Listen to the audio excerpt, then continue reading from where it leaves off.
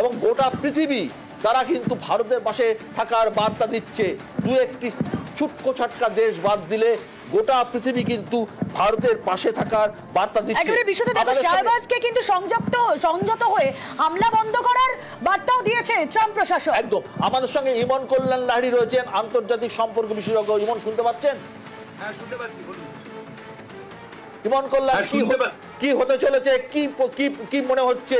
যুদ্ধ তো শুরু হয়ে গেছে, অল আউট যুদ্ধ শুরু হয়ে গেছে, কি হতে চলেছে বলুন।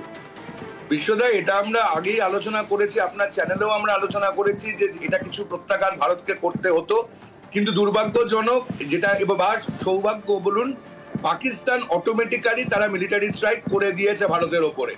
এখন আর ফিরে যাওয়ার কোনো উপায় নেই।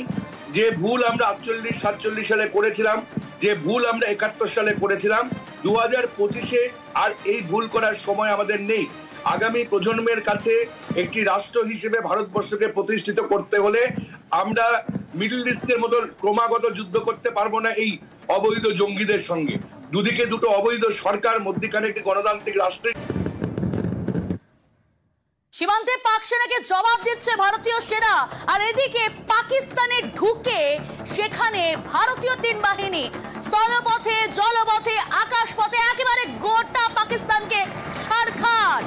ভারতীয় সেনার এক ঘা তার পাল্টা ঘায়ের পর ঘা, পরপর বিস্ফোরণের শব্দে কেঁপে উঠল পাকিস্তান, ভয়ে কাঁপছে ইসলামাবাদ।